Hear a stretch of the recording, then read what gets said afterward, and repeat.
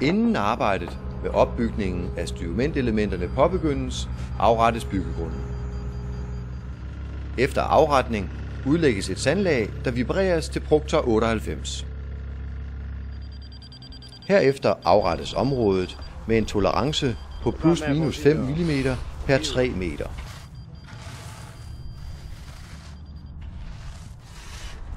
Efter afsætning af huset starter selve byggeprocessen.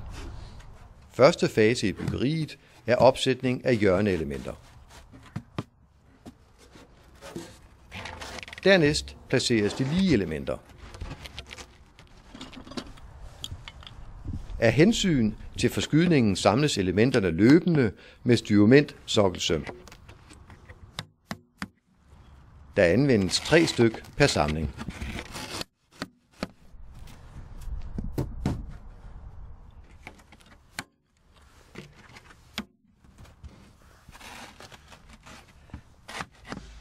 Bagsiden af styrements forvæg smøres med et slipmiddel, hvilken gør det lettere at skære forvæggen fri senere i processen.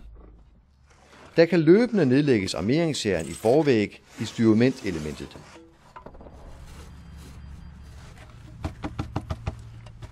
Styrement er et let materiale at arbejde med. Det er hurtigt og let at tilpasse uden brug af specialværktøj.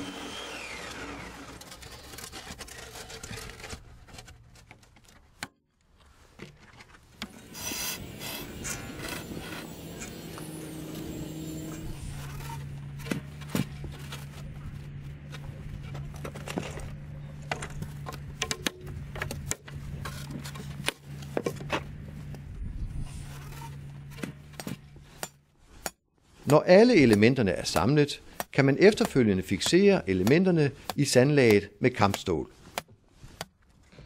Herefter nedlægges armeringsjern på indersiden af styrementelementerne.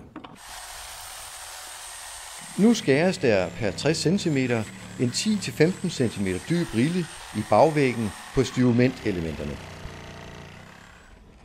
I rillen placeres rustfrie bindere, som forbinder armeringsjernet i forvæg og bagvæg.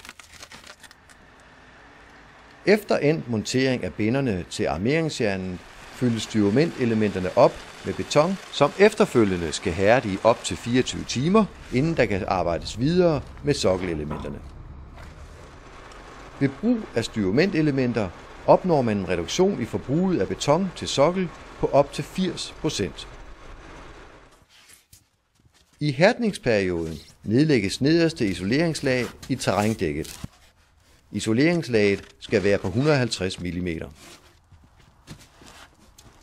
Efter endt montering af nederste isoleringslag påbegyndes næste isoleringslag i form af endnu et lag på 150 mm isolering lagt ud i forband for at undgå kuldebroer. Med den unikke udskæring i styrementelementerne opnår man følgende fordele ved monteringen. Isoleringspladen skubbes let hen over yderelementerne. Dette forhindrer, at der opstår kuldebroer, og at der ikke efterfølgende skal radonsikres.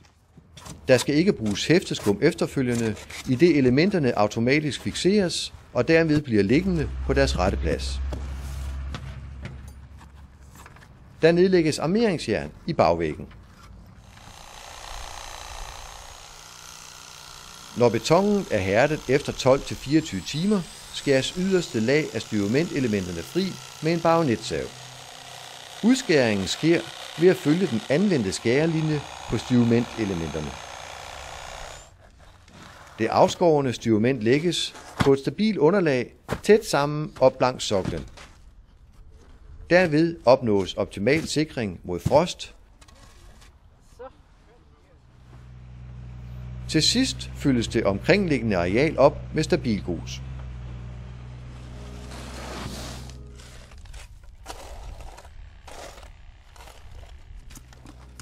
Eventuelt gulvvarmerør monteres. Rivenet nedlægges i terrændækket, hvorefter byggeriet er klar til opfyldning med beton. Beton opfyldes i terrændæk. Efter opfyldning med beton jævnes betonen ud, og den færdige sokkel og gulv hærder nu inden opmuringen påbegyndes.